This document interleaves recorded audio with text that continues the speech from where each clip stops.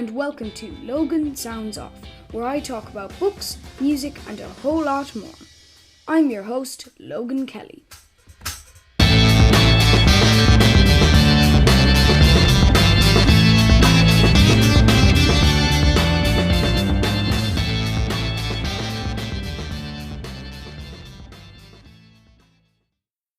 Hello, and welcome to Logan Sounds Off. Today I'm interviewing the one and only Josh Homme. Josh, how are you today? I'm good. How are you?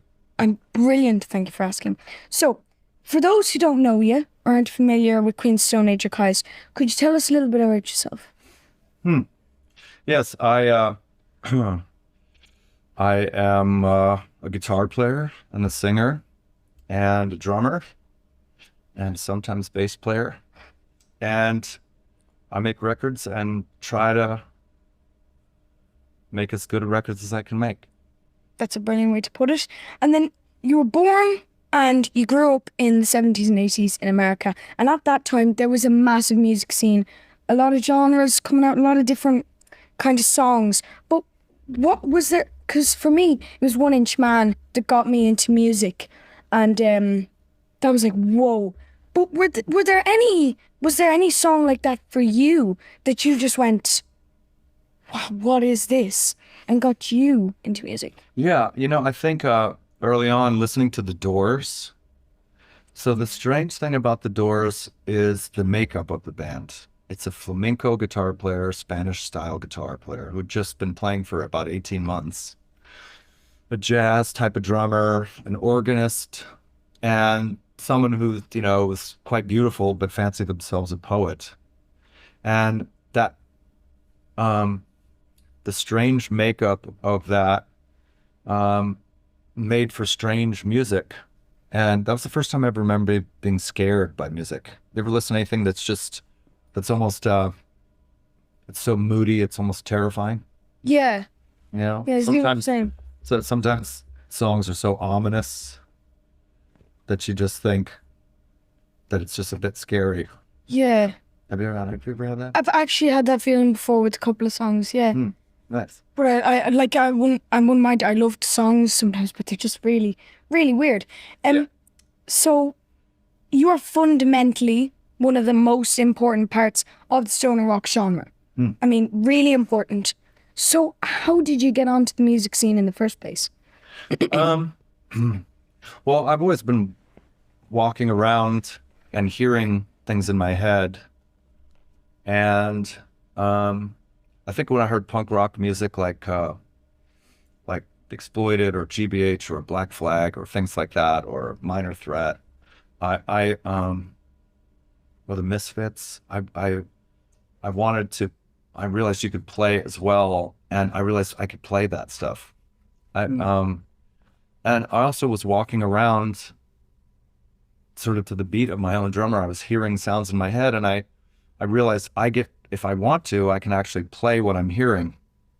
When I walk around town here, you walk at a pace, or if the windshield wipers are going, they're going at a rhythm, and I just started, the windshield wipers would go, and I would go, So I just feel that music's just always been there. And so I think a bit maybe you're mining it out of yourself, That's a very interesting outlook to have on life, being able to see the music. That's really cool. And then obviously one of the biggest things you've done is your work with the band Kyuss. And I love Kyuss, as I mentioned earlier, One Inch Man. I love the song. But how did the band come about? And I don't mean where you were friends in school, because I know that. But when was it like that you sat down and just decided to start making music? Or was it a bit more, or was it different to that? How did it really start? Well, at the time, living in the desert, there wasn't when you're 12, you're 12. Yeah.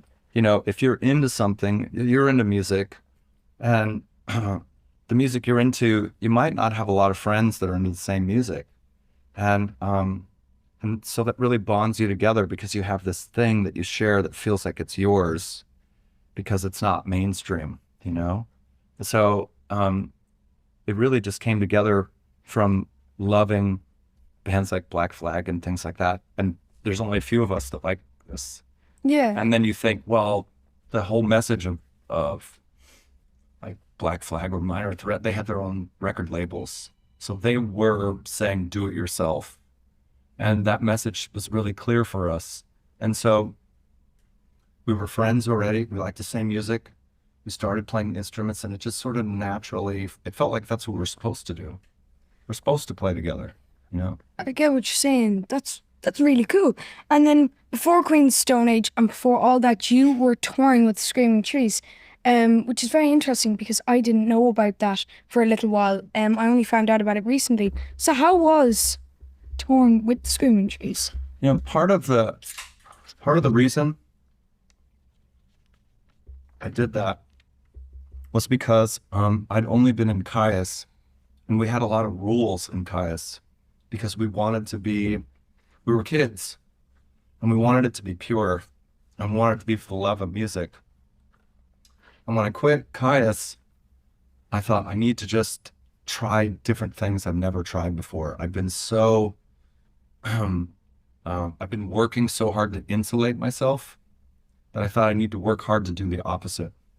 And the Screaming Trees were looking to just add a guitar player to go on one tour. It was only supposed to be for one tour.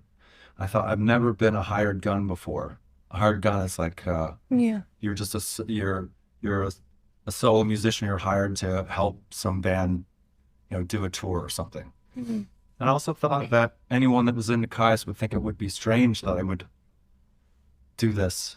And so I've spent a lot of time in my life saying, it feels like I'm not supposed to go this direction, so I think I will. So, just trying new things, That's a great outlook on life, to change it up a bit. And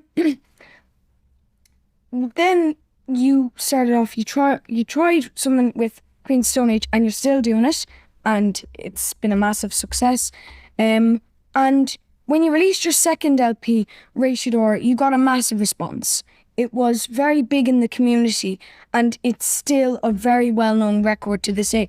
But why do you think it got that response? What do you think it was that clicked with people? I think that's a great question, because that's absolutely true. And so on the first record, the idea was to do it singularly, like just focus almost on one thing. So the first record is very sort of, my thought was trance, be like a robot, just repeat these riffs over and over until they're like a trance, which is very much like dance music. And, but the music was sort of heavy, not really on purpose, just because that's how I felt like playing something heavy and trancey and dancey, And then there are a lot of bands that kind of scream and yell, but that's not really my way. And that's not what my voice does. So I just let my voice be what it was, which was softer, right? And then for Rated R, I thought, well, I can't repeat what I've done in the first record. So I should try to take everything I love, every influence, and almost like going to a buffet, getting a little bit of this, a little bit of whipped cream, a little bit of gravy. And you start realizing this may look strange, like a strange plate of all this stuff, but I believe in myself, and I love all these things. I think there's a way to mix all these things and make something that tastes great. I think having that belief that your recipe will work, even if it sounds a little bit disgusting. Even if the idea sounds disgusting, the reality of it is that you're mixing things together to your own taste, and you're trying to make something that you love. See, it helped to shape me, but I want to bring something up. In the beginning, when I was playing music, the older kids around me and stuff like that, it's natural to be afraid of what you're doing. It's scary to do what you're doing. Yeah. And sometimes, not sometimes, all the time, you ask yourself, can I do this? Or you say to yourself, I'm afraid. Can I still do this even though I'm afraid? And I think early on, to protect myself, sometimes I would take these big chances, but I would pretend I didn't care. I would be like, I don't care, I don't care. But that's not the right way. Like now I understand so much that you have to find the things you really love and just do those. That way, when you're afraid to do them, it's okay because it's something that you love. It may be difficult to do. You may fail or make a mistake, but you love it, so it's worth trying and it's worth doing. I think of that when I just look at what you're doing here. You're doing something you love. Yeah. And you're starting just from a place of saying, well, I love this, so I want to do it. And so you can skip the step that I went through where I had to pretend I don't even care, because that step, that it helped to shape me, sure, but if you can skip that step and just continue doing what you love, then you never work a day in your life, because you're just focusing on the things you care about, and you end up bonding with people. We're bonding right now because we both care about music. Yeah. So we're bonding about what we like. And I just think that's really cool. I think what you're doing is really cool. That is, that's a really cool way to even look, we're doing an interview now. You've done a lot of interviews with a lot of different people, and you've expressed this view of things a lot. And I think that's great because to live a life like that is very important for a person. And you're mentioning there, Rachel, that you said, oh, I need to try something different from my debut album. That's very interesting because the difference between your debut album, Rachel, and Songs for the Deaf, as you know, are significant. Mm-hmm. Even on Songs for the Deaf, Dave Grohl played with you guys, and first of all, that's really cool. But second of all, what's it like to play with these amazing musicians on your record? That's a great question. Well, there's a question maybe before that, which is, how do you get the chance to play with musicians that you admire? And I think, again, it's about being willing to take the risk on yourself, being willing to say that I may not be the best at this thing, but I'm doing this thing in a way that I care about. And that makes it interesting because you're sort of just being yourself, being yourself is just admitting that you're going to be the first person on your own team to support yourself. And I think the only way that I've been able to play with such incredible musicians, I hope it's because they say this is a person that's playing like themselves, just being themselves, because I want to look at Dave Grohl, such a great drummer, and he plays drums so unlike everyone else. I'll give you an example. Because Dave is a songwriter, when he plays drums, he plays, it's easy to talk about drum parts with him, and he comes up with drum parts as well. So you could come up with some drum parts, he can come up with some, and you get excited because those drum parts are as musical as a guitar riff or a bass riff or a vocal, Yeah. And it makes a difference when you listen to Dave play. You hear someone that's playing drums as a songwriter, and so even though John Bonham is one of his favorite drummers, he's not copying his inspiration. Yeah. The inspiration he's taking from John Bonham is playing like himself. I should do that too. I should play like myself, Yeah. And ultimately, I suppose in its own way, that leads to playing with guys like John Paul Jones. Imagine Bonham's your favorite drummer, and then someday you end up playing with John Paul Jones in a band. It's just, it's just fucking cool, honestly. But being yourself is very important, and I know we've had some very deep, you've had some very deep answers here. We're both gonna have our glasses on. Perfect. But this is very interesting here. Being yourself. Queen of Stone Age have always been a very unique band. The meaning behind everything has been very strange, but in a good way. For example, And when I heard about this, Wait, what do you mean? Well, let's hear what you mean. Let's hear what you mean. when I mean strange, I mean they're unique. They're not like any other band. Well, I like the It's word not like strange. any other band. I like the word strange because sometimes, my grandboys used to say, if you can't outsmart people, outdumb them, which I think is a really interesting technique. And from there, I've sort of realized if you can't outsmart people, outweird them. Sometimes it's great to do something a bit strange. It feels good. You're almost like, I suppose it's the equivalent to dancing. You become a good dancer at the minute that you stop caring about what it looks like to dance, right? Yeah. That's the moment you become a good dancer, right? But that's the moment you start dancing like yourself. Okay, so sorry. Go ahead. You were saying something. No. That totally, we kind of need to highlight that. But during an SNL performance, and this was very funny because I saw the clip of this and I went, whoa.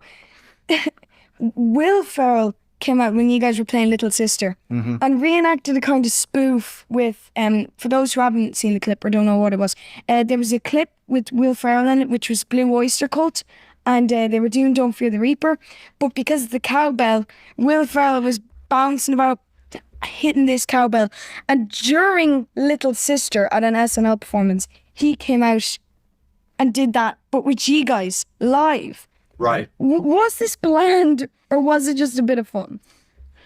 That's another good question. Very good question. It's always, I didn't realize that when they did SNL, there's two shows. They do a full dress rehearsal. They try extra skits, and they decide sort of which skits they're going to cut to make the show the right length live. And so,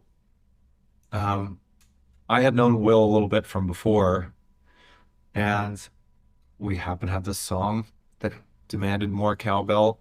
And so he told me he was going to do that. And then in the dress rehearsal of playing Little Sister with him coming out, I lost it.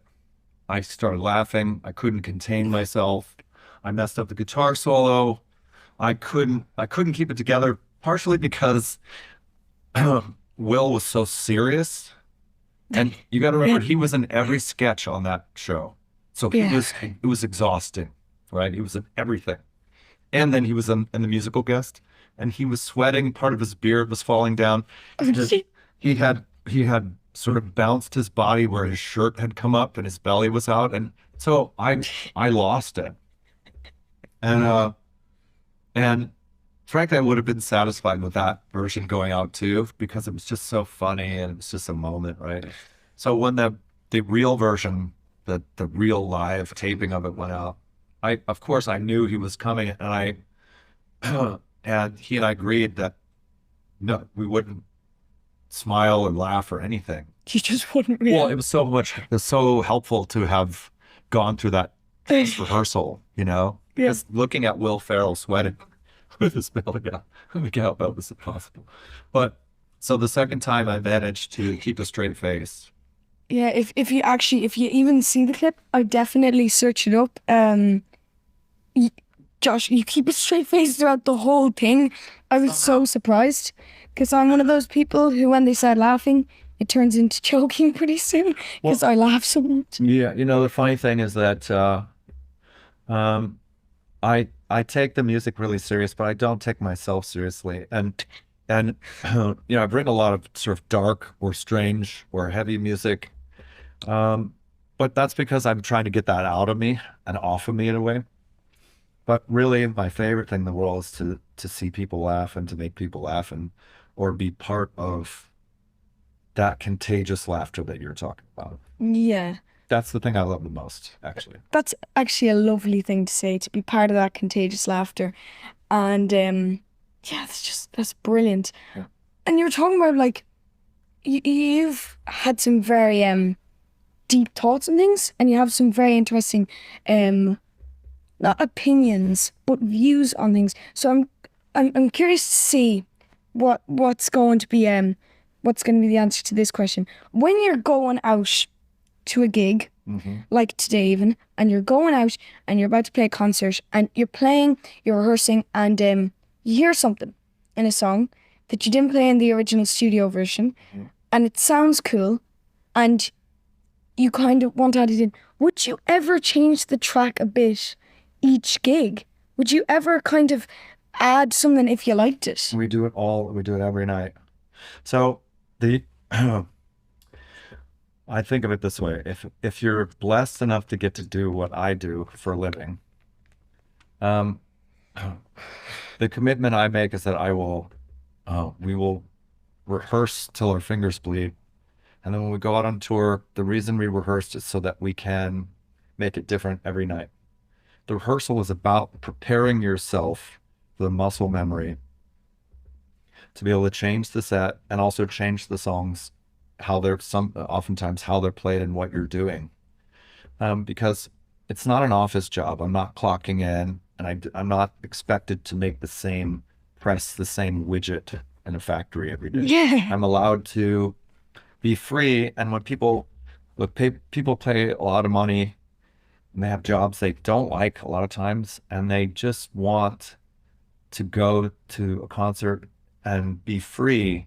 And part of that freeing themselves is to watch someone else be free, right? It's about the contagious nature of it. That is like a really good contagious. So every night has to be different, every night. Otherwise I'm going to go home because I don't want it to be the same, because we have a lot of people in the front row that have gone to every show on this tour. And that's a really big commitment on their part. Even if it was only 5 people, I would see them every night. How could I possibly do the same thing or say the same thing? Or I would be I'd be kind of screwing them over, I think we're playing a show, but that's the reason to gather, and it does gather a community of people. And that community wants to have one moment away from reality so that they can have that freedom and then take that freedom and put it back into their regular lives, So I mean, yeah, I guess that's a really complicated way of saying the concert's got to be fun and they got to be new. They got to be new every night. That's really good to give back to the fans who are going on every concert of the tour. Well, it's not just giving back to them. It's doing it Well, yeah, yourself too, right? Yeah, because I guess what it's doing is it's saying we are going to have a night, and it wasn't like last night. And it's not like tomorrow, and it's ours. Tonight is our night. This is the last night of the tour. I guarantee you, tonight is ours, and we're sharing it with everyone that's here. Yeah. And you couldn't quite get that if you just watched a video of it. Yeah. Like tonight we'll get something that's ours, That's like really cool. And by the way, I want to put it out there, I wasn't thinking that, I was just giving back to the fans, but it's a really good angle to also think about, because I didn't think about that when I was writing down these questions. So it was very interesting to hear that from you. And regarding like changes, because you change a lot of things, yourself, from your debut album Queen's Stone Age, with the band Queen's Stone Age, and now in Times New Roman with Matador Records, which is incredible, by the way. I love the album. Thank you. How do you feel like, what has been your biggest change as a musician since then for yourself? Well, at this point now, there's a couple things that I always think of. I always think, how can I hold on to what's special, almost like taking an ember out of a fire and trying to keep that ember going from the first record. Like, what is it about the first record that what is the thing I can take that we've always had and still keep that fire going? And then how can I pair that with all the things I've learned? Because I've been on tour for 32 years. I'm 50 now. I've been on tour for a long time, and I've been making records a long time. And I guess it's about keeping that newness. So I want to keep that special thing we've always had and put it with something brand new. And I also think that you're a writer.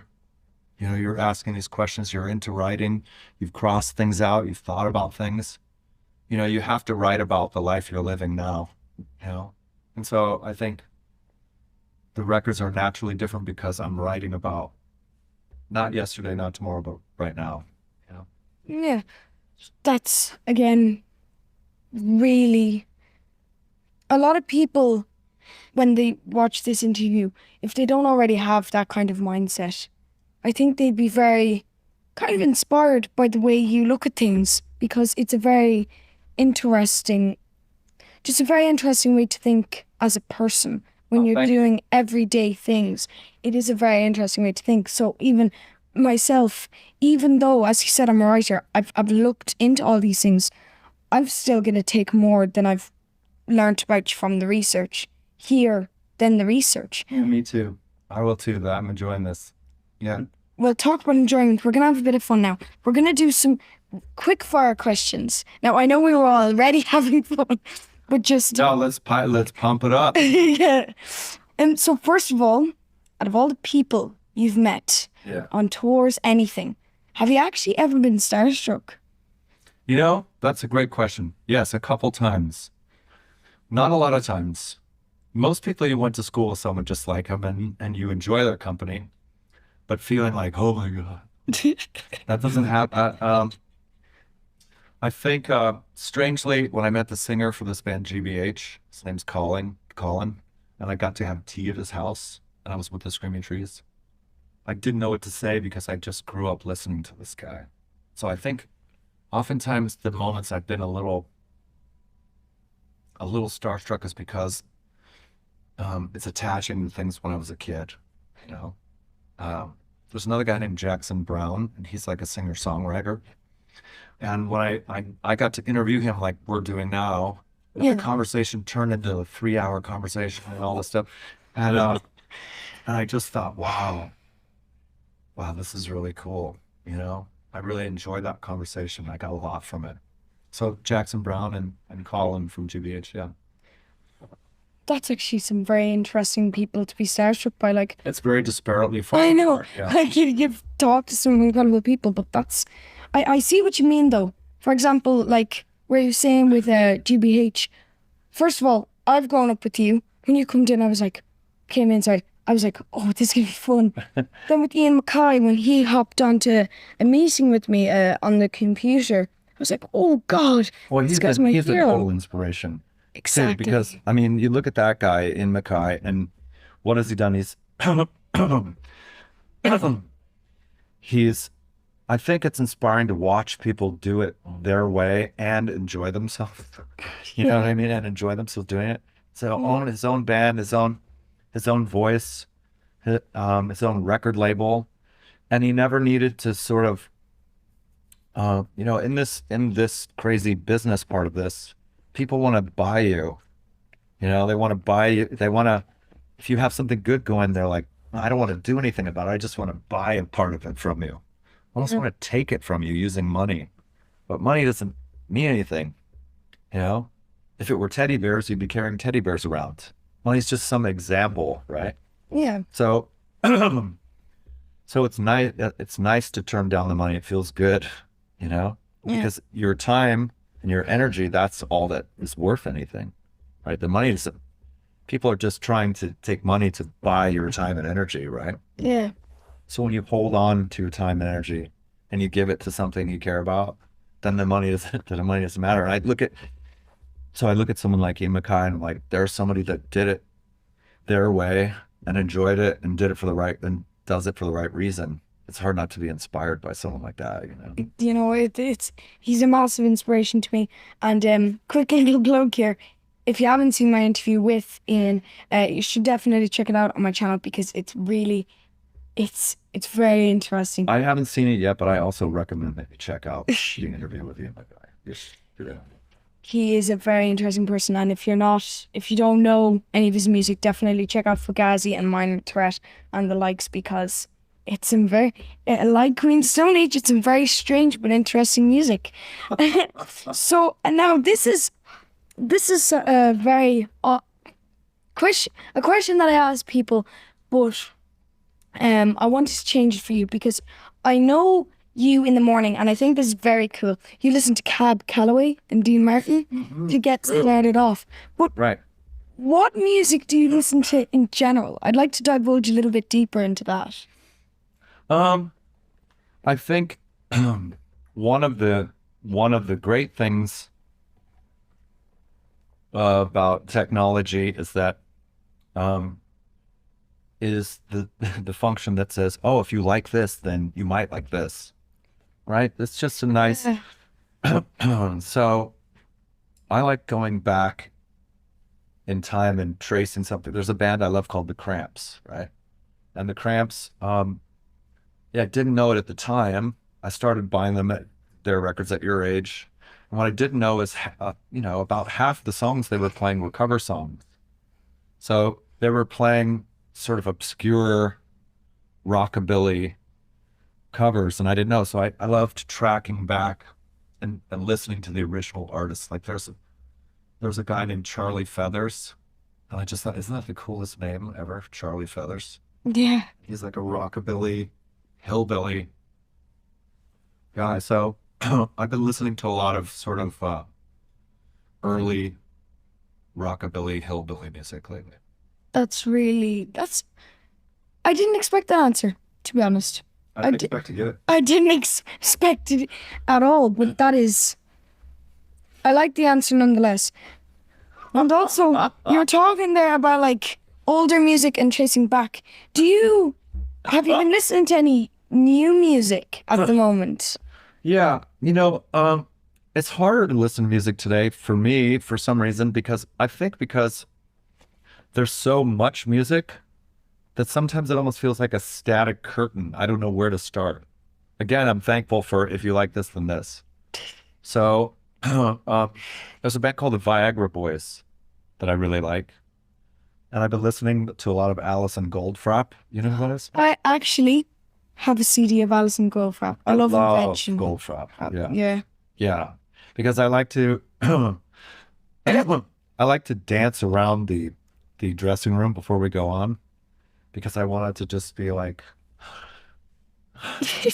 I want to feel like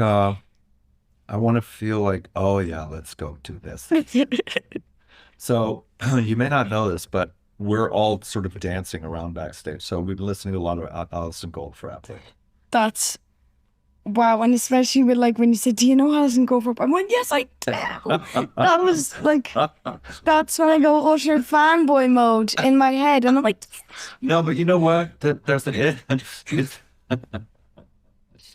It's so good to be too fanboy out because what does that really mean? It just means there's something that you really like and that I like, and we both go, "Oh, that's the thing."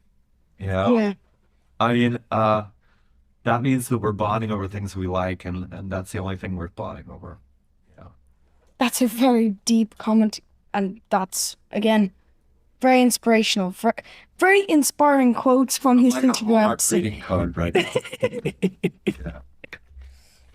And now for my final question, it's actually a question from me instead of being an interviewer as a friend. I'm learning guitar. As you know, I'm only 12. I've got tiny fingers. I am not very good, admittedly. I've been learning for 2 years, and I try, and I'm going to keep trying. But what tip, for my last question I wanted to ask you, what tip would you give to me?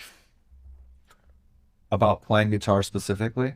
Yeah, playing. I'll give you two. I'll give you one about the actual function of it. Yes, we're getting a bonus here. Yeah. Lovely. Yes, for free. Free of charge, one extra bonus. So in terms of playing guitar, for years I've always gripped everything like that's like I'm going to practice it. And I think the key is to just not push too hard, right? Follow the guitar where it goes. Don't push too hard, right? That's what I think. When I'm playing my best, I'm not trying to force the guitar. I'm just trying to follow it, And the second thing is, look, I had polka lessons when I was your age. Yeah, very interesting. And I didn't love it. But because going like polka for a 12-year-old is not always the best thing. But so I got to admit, I didn't practice all the time, but I did play all the time. I played, and there's a difference. There's practice is right. So there's practice, but playing was I was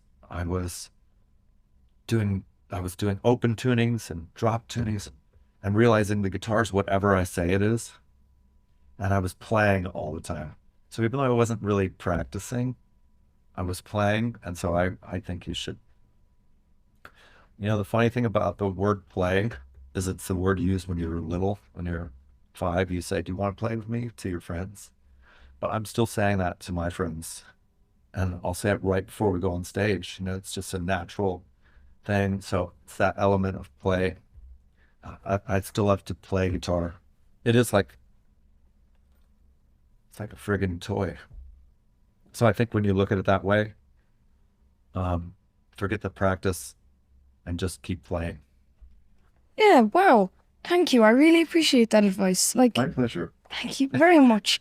So that was my final question. I had a load here, and it was very interesting to hear your answers. I didn't know what to expect. So thank you for joining me. Thank you so much for having me. It's been an absolute pleasure. I think I said that wrong. I think it's been an absolute pleasure. Thank you. It's just been so fun, and make sure that if you're a fan of Josh or Queen's Stone Age or anything, we didn't even speak about Eagles of Death Metal and Desert Sessions and everything, but if you're save it for another round. If you're a fan, please make sure to subscribe, because we've got loads of other interviews up. It's just that short little plug there. You have to subscribe now. Thank you, Josh. Thank you. I hope you enjoyed listening to this episode of Logan Sounds Off. You can follow me on X, Facebook and Instagram at Logan Sounds Off. And don't forget to subscribe and not miss any more cool episodes. Bye guys!